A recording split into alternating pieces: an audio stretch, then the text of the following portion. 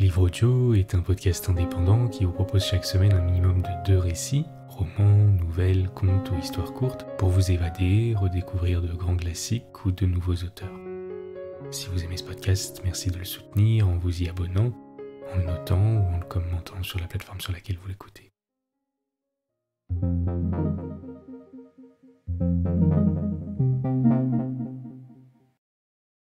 Je suis un drôle d'homme.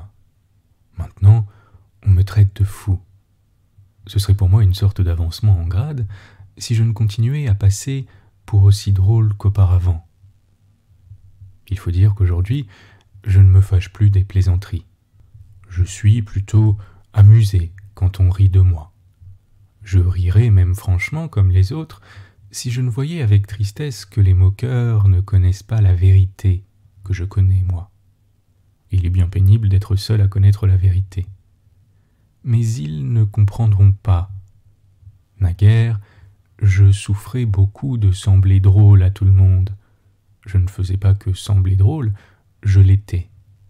J'avais été drôle depuis ma naissance, et dès l'âge de 7 ans, je savais que j'étais drôle. Plus j'ai appris à l'école, plus j'ai étudié à l'université, plus j'ai été convaincu que j'étais drôle. Si bien que toutes les sciences que j'ai apprises n'avaient pour but et n'ont eu pour résultat que de me conforter dans cette idée que j'étais drôle. Il en était de même dans la vie courante que dans mes études. Chaque année, j'étais plus conscient de ma drôlerie, de ma bizarrerie à tous les points de vue. Tout le monde se moquait de moi, mais personne ne se doutait qu'il y avait un homme qui savait, mieux que n'importe qui, que j'étais drôle, et que cet homme, c'était moi. Ce fut par ma faute du reste qu'on ne le sut pas. J'étais trop fier pour faire des confidences à personne. Cette fierté s'accrut avec l'âge, et s'il me fût arrivé par distraction de confesser devant qui que ce fût que je me trouvais drôle, je me serais cassé la tête d'un coup de revolver. Oh, comme je souffrais dans mon adolescence à l'idée qu'un jour, peut-être, j'en viendrais à avouer ce que je pensais là. Mais quand je fus un jeune homme, bien que chaque année je sentisse grandir ma bizarrerie, je devins plus calme, sans savoir au juste pourquoi. Peut-être parce que me vint une douleur plus grande à penser que tout au monde m'était indifférent. Il y avait longtemps que je m'en doutais, mais tout à coup l'année dernière je le sus à ne m'y tromper. Je sentis qu'il m'était bien égal que le monde existât ou qu'il n'y eût rien nulle part. Alors subitement, je cessai de me fâcher contre les rieurs, je ne fis plus attention à eux. Mon indifférence éclatait dans les plus petites choses. Il m'arrivait par exemple de me promener dans la rue en bousculant les gens sans m'en apercevoir. Je ne veux pas dire que ce fut par distraction, j'avais cessé de penser à quoi que ce fût. Tout me devint indifférent. C'est alors que je conçus la vérité. Je conçus la vérité au mois de novembre, le 3 novembre pour être plus exact. Depuis cette date, je me rappelle chaque minute de ma vie. Ce fut par une soirée sombre, sombre comme on n'en voit pour ainsi dire jamais. Je rentrai chez moi et songeai justement qu'il était impossible de voir une soirée aussi fuligineuse. Il avait plu toute la journée, ça avait été une pluie froide, on l'eût dit noire et hostile à l'humanité. Puis, la pluie cessa, il n'y eut plus qu'une terrible humidité dans l'air. Il me semblait que de chaque pierre de la rue, de chaque pouce carré de la chaussée, une vapeur froide montait. J'eus l'impression que si le gaz venait à s'éteindre brusquement, j'en serais heureux car la lumière du gaz rendait l'humidité et la tristesse de l'air plus évidentes. Ce jour-là, je n'avais presque pas dîné et depuis le commencement de la soirée, j'étais resté chez un ingénieur qui avait aussi de la visite de 2 de mes camarades. J'étais demeuré muet et je crois que mon silence même les ennuyait. Ils parlaient sur un sujet intéressant, en étaient venus à s'échauffer en apparence, mais j'avais vu que cela leur était en réalité indifférent. Ils s'échauffaient pour la forme. Je leur avais dit tout à coup « Messieurs, je vois que ce dont vous parlez vous laisse absolument froid. Il ne s'était pas le moins du monde vexé de ma remarque, mais comprenant que ce que je disais et ce qu'il pensait m'étaient profondément indifférents, il s'était mis à rire de moi. Dans la rue, au moment où je pensais au gaz, je regardais le ciel. Il était affreusement noir et cependant, on distinguait faiblement des nuages entre lesquels des espaces plus noirs ressemblaient à des abîmes. Soudain, au fond de l'un de ces abîmes, une étoile brilla. Je me mis à la considérer attentivement parce qu'elle me donnait une idée, celle de me tuer cette nuit-là. Déjà, 2 mois auparavant, j'avais résolu d'en finir avec l'existence, et malgré ma pauvreté, je m'étais rendu acquéreur d'un beau revolver que j'avais chargé immédiatement. Mais 2 mois avaient passé, et le revolver restait dans sa gaine, car je voulais choisir pour me tuer un moment où tout me serait un peu moins indifférent. Pourquoi ? Mystère, mais l'étoile m'inspira le désir de mourir le soir même. Pourquoi ? Autre mystère. Comme je regardais obstinément le ciel, une fillette d'environ 8 ans me prit par la manche. La rue était déserte, un cocher dormait sur son siège, très loin de nous. La fillette avait un mouchoir sur la tête, sa robe était misérable et toute mouillée, mais je ne portais vraiment attention qu'à ses souliers déchirés et trempés. Tout à coup, la petite cria comme terrifiée. « Maman, maman !» Je la regardais, mais sans lui dire un mot. Je marchais plus vite, mais elle continuait à me tirailler par la manche tout en criant d'une voix désespérée. Je connais ce genre de cri-là. Puis en quelques mots entrecoupés, elle me dit que sa mère était mourante, qu'elle était sortie au hasard pour appeler quelqu'un, n'importe qui, pour trouver quelque chose qui pût soulager sa maman. Je ne la suivis pas. Au contraire, je voulus la chasser. En y repensant, je me contentai de lui dire d'aller chercher un gardien, mais elle joignit ses petites mains et courut à mon côté tout en pleurant, sans se laisser devancer. Alors, je m'impatientai. Je frappai du pied et la menaçai. Elle cria encore « Monsieur, monsieur !» Mais elle me quitta, traversa la rue et s'attacha au pas d'un autre passant qui survenait. Je montai à mon 5e étage, je loue une chambre garnie pauvrement meublée qui a pour fenêtre une lucarne. J'ai un canapé couvert de toile cirée, une table pour mes livres, 2 chaises et un vieux fauteuil. J'allumai une bougie, m'assis et me mis à penser. Dans la chambre voisine, séparée de la mienne par une simple cloison, on faisait la fête depuis 3 jours. Un capitaine de réserve demeurait là, qui avait réuni dans son taudis une demi-douzaine de chenapans qui buvaient de l'eau-de-vie avec lui en jouant aux cartes. La nuit d'avant, il y avait eu une bataille. La patronne avait voulu se plaindre, mais elle avait eu une peur épouvantable du capitaine. Comme autre locataire au 5e, nous avions une petite dame maigre, veuve d'un militaire et mère de 3 petits-enfants tous malades. Le plus jeune de ces enfants avait eu si peur en entendant la rixe qu'il en avait pris une sorte d'attaque de nerfs. Moi, j'avais laissé les gens crier derrière la cloison. Cela m'était bien égal. En rentrant ce soir-là, je pris mon revolver dans le tiroir de la table et le posai à côté de moi. Quand je l'eus atteint, je me demandai « Est-ce bien vrai ?» Et je me répondis « C'est bien vrai que j'allais me brûler la cervelle. » J'étais décidé à me tuer cette nuit-là, mais combien de temps mettrais-je à réfléchir à mon projet ? Je n'en savais rien, et probablement que sans la rencontre de la fillette, je me serais déjà brûlé la cervelle. Quoique tout me fût indifférent, je craignais la douleur physique, et puis je ressentais de la pitié pour cette petite fille rencontrée dans la rue tout à l'heure et que j'aurais dû aider. Pourquoi n'étais-je pas venu à son secours ? Parce que je voulais que tout me fût indifférent et que j'avais honte de ma pitié pour l'enfant. De la pitié, maintenant que je voulais me tuer. Pourquoi diable la douleur de la petite fille ne m'avait-elle pas été indifférente ? C'était stupide, voilà que j'en souffrais à présent. Voyons, si je me tuais dans 2 heures, Que m'importait que cette petite fille fût malheureuse ou non? Je n'aurais plus de pensée bientôt, je ne serais plus rien du tout. C'est pour cela que je m'étais lâchement fâché contre la petite. Je pouvais commettre des lâchetés, puisque 2 heures plus tard, tout devait s'éteindre pour moi. Il me semblait que le monde dépendait de moi, qu'il était pour moi seul. Je n'avais qu'à me brûler la cervelle, et tout le monde ne serait plus.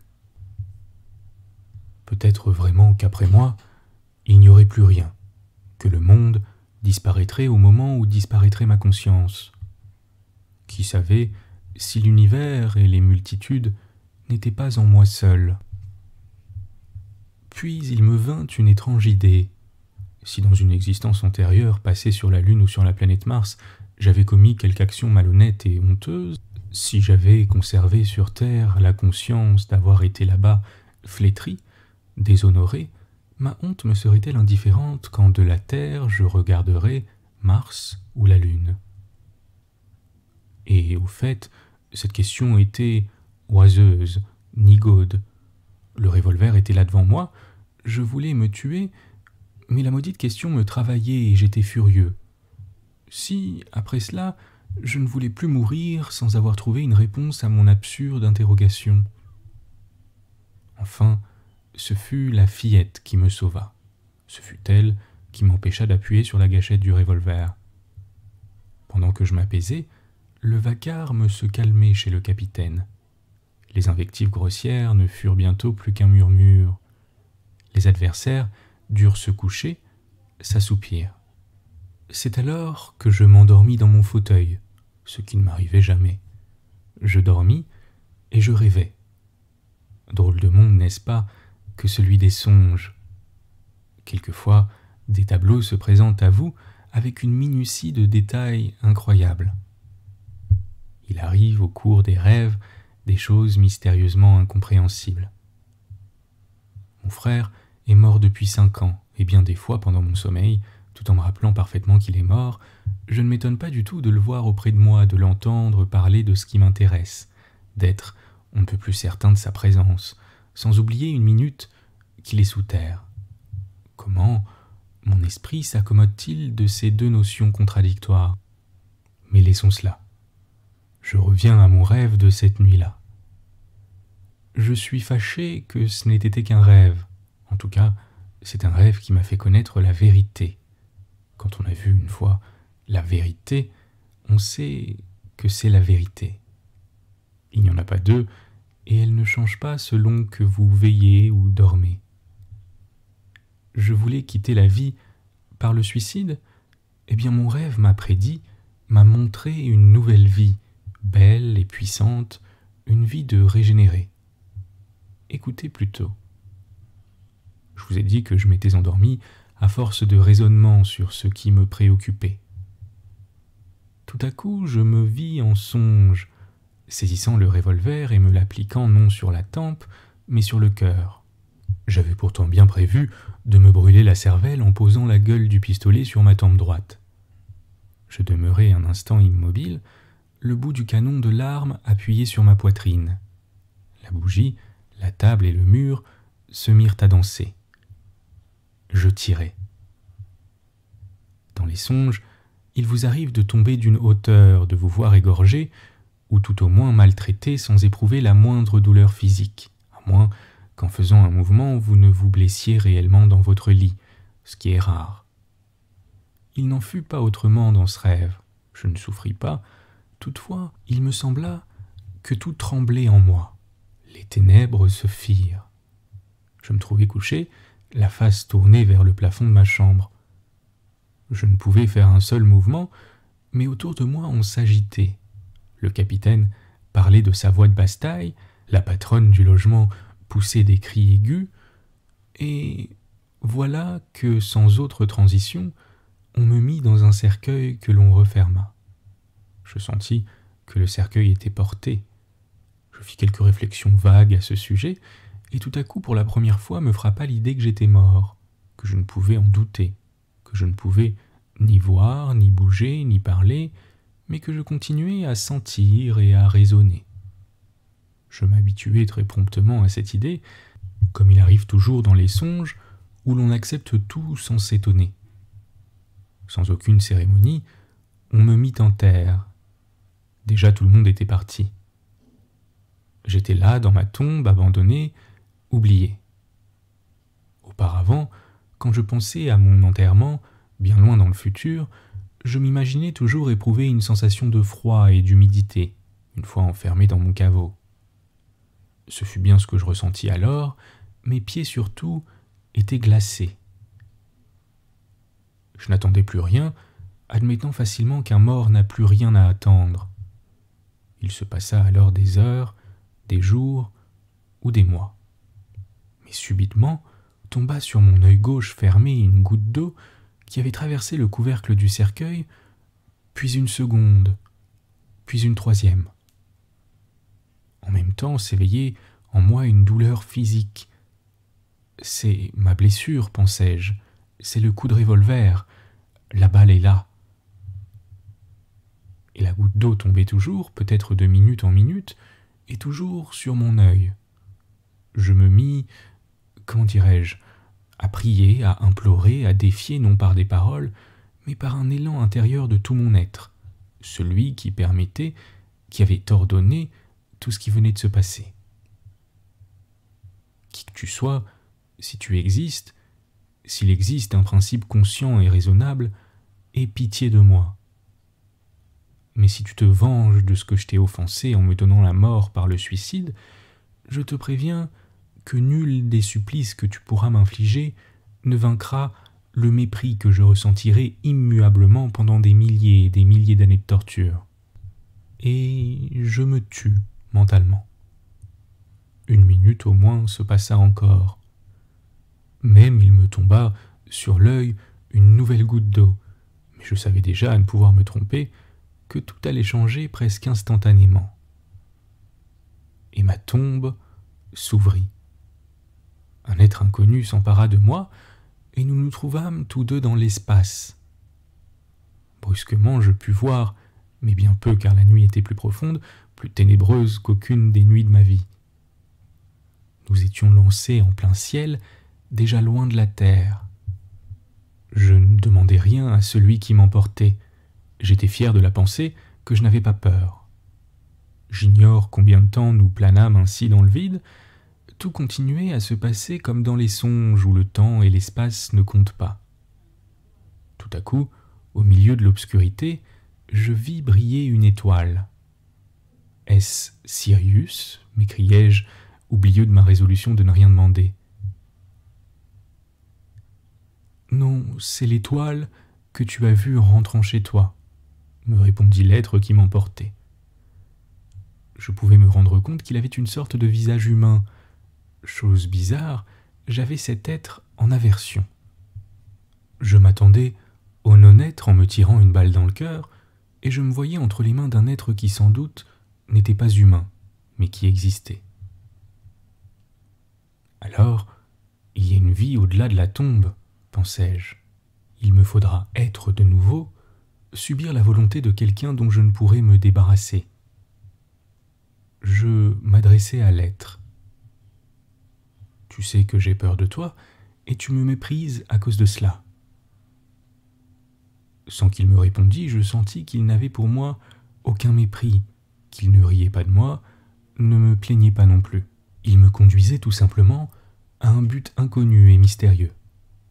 La peur me gagnait de plus en plus. Pourtant, une sorte de communication muette, mais compréhensible, s'établissait entre mon silencieux compagnon et moi. Depuis longtemps, j'avais cessé de voir les constellations auxquelles mes yeux étaient habitués. Je savais qu'il y avait des étoiles dont la lumière mettait des siècles à atteindre la Terre. Peut-être traversions-nous les espaces où se meuvent ces astres inconnus. J'étais dans l'angoisse d'une attente indéterminée. Subitement, un sentiment familier et combien agréable entra en moi. C'était la joie de revoir notre soleil. Pourtant, je compris vite que ce ne pouvait être notre soleil, celui qui a donné naissance à notre Terre. Nous étions à des distances incommensurables de notre système planétaire, mais je fus heureux de voir à quel point ce soleil ressemblait à notre soleil. La lumière vitale, celle qui m'avait donné l'existence, me ressuscita. Je sentis en moi une vie aussi forte que celle qui m'avait animé avant la tombe. Mais c'est un soleil pareil au nôtre. Il doit y avoir une terre. Où est-elle ? Mon compagnon me désigna une petite étoile qui brillait au loin d'une lueur d'émeraude. Nous volions droit vers elle. De pareilles répétitions existent donc dans l'univers, clamai-je. Cette terre est-elle donc toute pareille la nôtre, misérable, mais aimée des plus ingrats de ses enfants, comme nous aimions notre astre à nous? Et l'amour de la terre à jamais abandonnée repassa en moi, violent et douloureux, et je revis l'image de la fillette envers laquelle j'avais si mal agi. « Tu reverras tout, » répondit mon compagnon, dont la voix sonna triste dans l'espace. Nous approchions très vite de la planète. Elle croissait à vue d'œil. Je reconnus à sa surface l'océan, la forme de l'Europe, d'une nouvelle Europe, et un sentiment qui ressemble à de la jalousie s'éveilla en moi. Pourquoi cette nouvelle édition de notre monde, je ne puis aimer que ma terre, celle où demeurent les traces de mon sang, celle que j'ai été assez ingrat pour quitter en me brûlant la cervelle. À jamais, je n'ai cessé de l'aimer. Même la nuit de la séparation, peut-être même cette nuit-là, l'ai-je aimée plus douloureusement que jamais. Y a-t-il de la souffrance sur cette copie de notre monde? Sur notre terre, il n'y a d'être aimant que pour la souffrance et par la souffrance.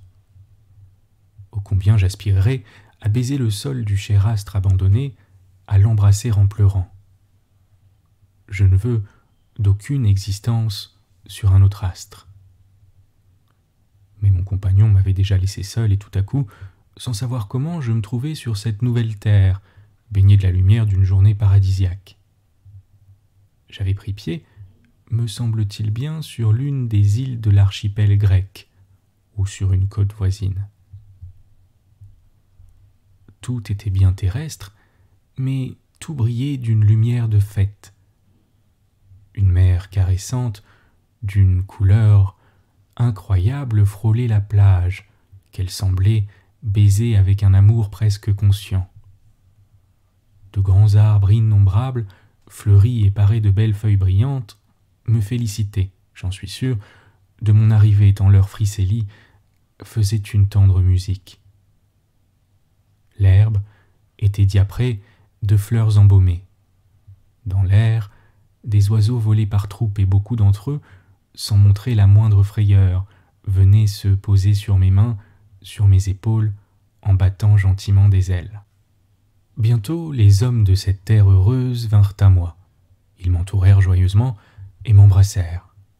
Comme ces enfants d'un autre soleil étaient beaux.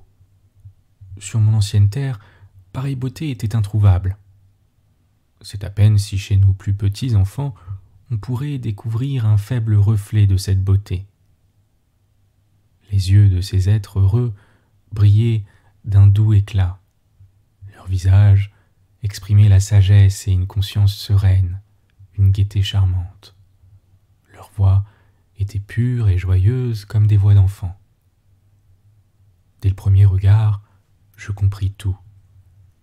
J'étais sur une terre qui n'avait pas encore été profanée par le péché. L'humanité vivait comme la légende veut qu'aient vécu nos premiers ancêtres, dans un paradis terrestre. Et ces hommes étaient si bons que lorsqu'ils m'emmenèrent vers leur demeure, ils s'efforçaient par tous les moyens de chasser de mon être le plus léger soupçon de tristesse. Ils ne m'interrogeaient pas, mais ils semblaient savoir tout ce qui me concernait, et leur plus grand souci était de me voir redevenir vraiment heureux. Bien que je n'ai ressenti ces choses que dans un songe, le souvenir de l'affectueuse sollicitude de ces hommes innocents est resté en moi pour toujours. Je sens que leur affection me suit encore de là-bas. Pourtant, je ne les comprenais pas en tout. Je ne suis qu'un progressiste russe, un prosaïque pétersbourgeois, et il me paraissait invraisemblable que, sachant tout ce qu'ils savaient, ils ne fussent aucunement préoccupés de nos sciences. Je dus admettre bientôt que l'essence de leur savoir était différente de celle de notre instruction, et que leurs aspirations étaient tout autres que les miennes, par exemple. Leurs désirs étaient calmes. Ils ne souhaitaient pas, comme nous, connaître le sens de la vie, parce que leur existence était plus remplie que la nôtre. Leur savoir était en réalité plus haut et plus profond que celui dont nous nous targuons. Ils connaissaient tout sans science et sans fureur d'apprendre des formules.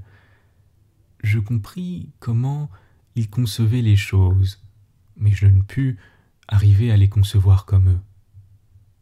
Ils me montraient leurs beaux arbres, et je me sentais incapable de l'amour qu'ils manifestaient pour eux. Je crois même qu'ils allaient jusqu'à parler avec les végétaux. Oui, ils connaissaient la langue de ce que nous appelons la nature inanimée, et parvenaient à communiquer avec elle. Bien entendu, ils avaient des rapports affectueux avec les animaux qui ne songeaient même pas à les attaquer. Ils me montraient aussi les étoiles et me disaient à leur sujet des choses au-dessus de mon entendement. En tout cas, je fus convaincu qu'ils s'entretenaient avec elles plus matériellement que par une transmission de pensée. Ces hommes ne s'impatientaient pas de mon incompréhension.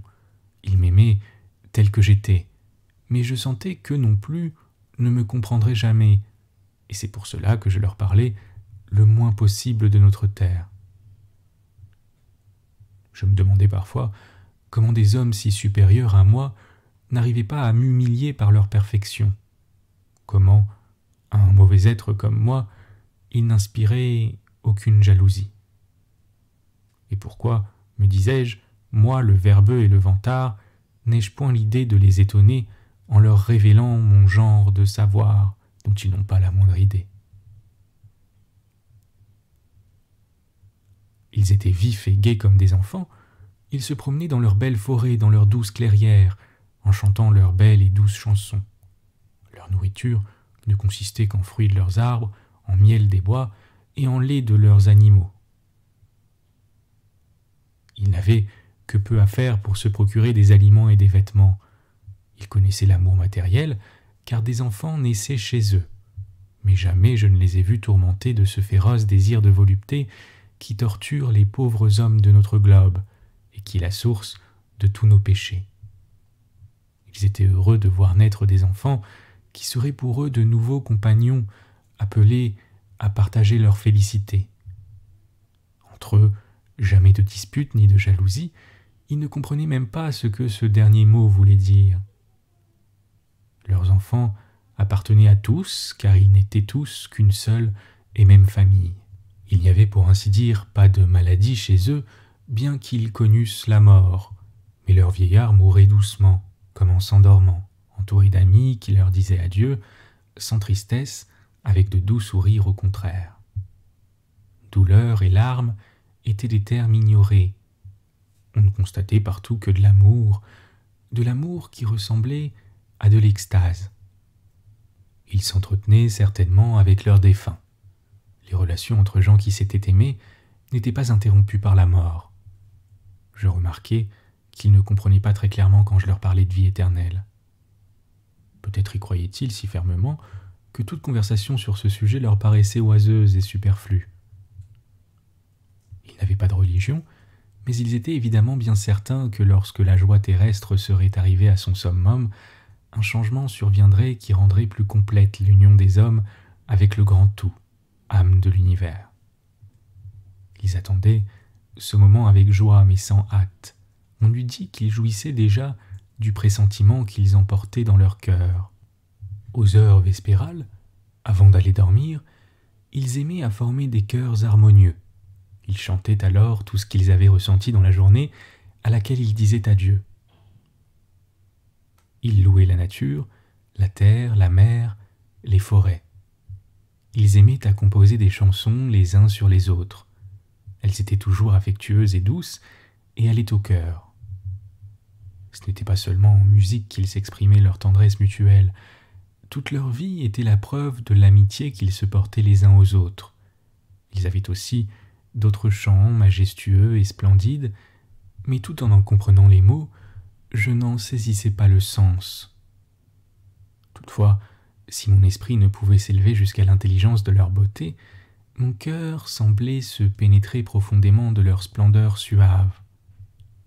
Souvent, je leur disais que depuis longtemps j'avais pressenti leur état de félicité, que là-bas sur la terre, le contraste entre leur vie délicieuse devinée et le sort qui était nôtre m'avait maintes fois rempli l'âme de tristesse, que dans mon inimitié pour les hommes de mon globe, il entrait aussi tant de tristesse. Quel supplice vouloir les haïr et ne pouvoir s'empêcher de les aimer sans toutefois arriver à leur pardonner. Il ne pouvait entrer dans un pareil sentiment, mais que m'importait. Je les aimais sans leur demander de partager mes rancœurs. Où ils rirent, c'est quand je leur racontais mes songes. Ils me dirent qu'on ne voyait pas de semblables choses en rêve, que sans le savoir, innocemment, j'avais inventé tout cela, que je m'abusais moi-même, que tous les détails que je leur avais dans un délire donné étaient fabriqués de toutes pièces. Quand je leur dis que c'était peut-être la réalité, mon Dieu, comme ils m'ont ri au nez. Et comment puis-je ne pas croire que tout cela était? Peut-être cela était-il 1000 fois mieux, plus joyeux que je le raconte. Que cela soit un rêve, mais je vous dirai un secret. Tout cela n'est peut-être pas un rêve. Car ici, il est arrivé quelque chose vrai jusqu'à telle horreur qu'on ne pourrait le voir en rêve. Jugez vous-même. Jusqu'à présent, je l'ai caché, mais maintenant, je vous raconterai cette vérité. Le plus terrible, c'est qu'ils réfléchirent trop à tout cela. C'est moi qui, par mes récits, les ai corrompus. Oui, hélas, je les ai corrompus. Oui, c'est moi qui fus la cause de leur chute. Je fus le ferment mauvais qui contamina une multitude d'êtres. Je fus pareil à une trichine immonde, à une germe de peste. Je corrompis cette terre innocente, si heureuse avant mon arrivée. Les hommes de la belle terre de l'amour apprirent à mentir et se complurent dans leurs mensonges. Ils leur trouvèrent de la beauté. Ils introduisirent le mensonge dans l'amour, et bientôt dans leur cœur naquit la sensualité qui engendra la jalousie qui fut mère de la férocité. Je ne me souviens pas quand, au juste, mais très peu de temps après qu'ils eurent pris goût au mensonge, le premier sang criminellement versé coula. Ils s'étonnèrent, s'effrayèrent et prirent l'habitude de vivre à l'écart les uns des autres. De petits groupes d'allées se formèrent, mais pour menacer d'autres groupes. Les haines éclatèrent. Vint au monde l'idée de l'honneur, et chaque groupe d'alliés arbora son étendard. Les hommes commencèrent à maltraiter les animaux, qui se réfugièrent loin d'eux dans les forêts, et devinrent leurs ennemis. Des langues différentes naquirent, une lutte terrible commença. Ils connurent la douleur, ces hommes, en eurent une malsaine appétence, et érigèrent en principe que la vérité ne se relève que par la douleur. Alors apparut chez eux la science. Quand ils furent devenus méchants, ils commencèrent à parler de fraternité et de désintéressement, et saisirent les idées représentées par ces mots. Quand ils devinrent coupables, ils inventèrent la justice, rédigèrent des codes, construisirent des machines destinées à l'exécution des condamnés à mort. Ils ne se rappelèrent plus que vaguement ce qu'ils avaient été, ce qu'ils avaient perdu, et même ils n'osèrent pas croire qu'ils eussent été réellement innocents et heureux. Ils se moquèrent même de ceux qui admettaient la possibilité de ce bonheur passé, qu'ils affectaient d'appeler un rêve. Mais ce qui est le plus étrange, c'est qu'après avoir perdu toute foi en cette félicité disparue, ils eurent un désir si violent de redevenir innocents et heureux qu'ils divisèrent ce désir, lui élevèrent des temples, lui adressèrent des prières, tout en le considérant comme irréalisable, mais en se prosternant devant lui tout en larmes. Il est sûr toutefois que si on leur avait montré cette vie à présent rêvée, ils n'en auraient plus voulu. Quand je leur en parlais, ils me répondaient « Oui, nous sommes méchants, menteurs et injustes. Nous le savons, et c'est pour cela que nous nous châtions nous-mêmes plus durement que ne le fera plus tard le juge magnanime qui décidera de nos sorts et dont nous ne savons pas le nom. Mais nous avons la science, et par elle, nous retrouverons la vérité, que nous accepterons cette fois consciemment. Le savoir est au-dessus du sentiment. La compréhension de la vie est plus précieuse que la vie. La science nous donnera la sagesse, et la sagesse révélera les lois du bonheur. Telles étaient leurs paroles, et pourtant chacun d'entre eux ne cessa pas de se préférer à l'humanité entière, sans pouvoir faire autrement. Chacun devint si jaloux de l'importance de sa propre personnalité qu'il faisait tout au monde pour diminuer la personnalité des autres. Le servage naquit, même le servage volontaire. Les faibles obéissaient de leur plein gré aux forts, à condition que ces derniers les aidassent à en asservir de plus faibles qu'eux. Des justes apparurent, qui vinrent en pleurant trouver leurs frères et leur reprochèrent leur déchéance. On riait d'eux, ou on les lapidait. Le sang coulait aux portes des temples. En revanche, d'autres hommes surgirent qui cherchèrent un moyen d'amener leurs congénères à vivre en paix, tout en admettant que chacun avait le droit de se préférer à tous ceux de son espèce. De vraies guerres éclatèrent à propos de cette idée, mais chaque combattant était bien convaincu que la science, la sagesse et l'instinct de conservation forceraient bientôt tous les hommes à reprendre leurs relations pacifiques et paternelles. Pour obtenir ce résultat, ils commencèrent par les faibles d'esprit, et dans cette catégorie se rencontraient naturellement tous les adversaires de leurs idées. Mais le sentiment de la conservation perdit bientôt de sa force, et les orgueilleux et les voluptueux demandèrent tout ou rien. Naturellement, ils en appelèrent à la violence pour triompher. Battus, il leur resta la ressource du suicide. Alors naquirent des religions qui célébraient le culte du non-être. Ce fut un acte méritoire que de se donner la mort pour gagner l'éternel repos dans le néant.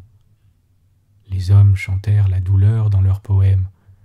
Je me lamentais sur leur sort, je pleurais sur eux, les aimant peut-être encore plus qu'à l'époque où la douleur n'avait pas mis son empreinte sur leur visage, alors qu'ils étaient innocents et beaux. J'aimais encore plus leur terre maintenant qu'elle était profanée par eux, que quand elle était un paradis. Je tendais mes bras vers ces pauvres êtres en m'accusant, en me maudissant d'avoir fait leur malheur. Je leur disais que j'étais la cause de tous leurs maux, la seule cause, que j'avais été chez eux le ferment de vices et de mensonges. Je les suppliais de me mettre à mort, de me crucifier, et je leur montrais comment construire la croix. Je n'avais pas, disais-je, la force de me tuer moi-même, mais j'avais soif de tourments, de supplices. Je voulais être torturé jusqu'au moment où je rendrais l'âme. Mais ils se contentaient de se moquer de moi, et à la fin ils me prirent pour un idiot. Ils m'excusaient, affirmant que je ne leur avais apporté pas ce qu'ils désiraient avoir, ce qui était maintenant ne pouvait pas ne pas être. Pourtant, un beau jour, agacés, ils déclarèrent que je devenais dangereux et qu'ils allaient m'enfermer dans une maison de santé si je ne consentais à me taire. Alors, la douleur m'envahit avec une telle force que je sentis que j'allais mourir. Et c'est à ce moment-là que je m'éveillai. Il pouvait être 6 heures du matin, je me retrouvais dans le fauteuil, ma bougie s'était brûlée jusqu'au bout. On dormait chez le capitaine et le silence régnait dans tout l'appartement. Je sursautai sur mon siège. Jamais je n'avais eu de rêve pareil, avec des détails aussi clairs, aussi minutieux. Tout à coup, j'aperçus mon revolver tout chargé, mais à l'instant même, je le jetai loin de moi. Je levai les mains au ciel et implorai l'éternelle vérité. J'en pleurais. Un enthousiasme fou soulevait tout mon être. Oui, je voulais vivre et me vouer à la prédication. Certes, désormais, me dis-je, je prêcherai partout la vérité, puisque je l'ai vue de mes yeux et dans toute sa gloire. Depuis ce temps-là, je ne vis que pour la prédication. J'aime ceux qui rient de moi, je les aime plus que les autres. On dit que je perds la raison parce que je ne sais comment convaincre mes auditeurs, parce que je cherche par tous les moyens à les toucher et que je n'ai pas encore trouvé ma voie.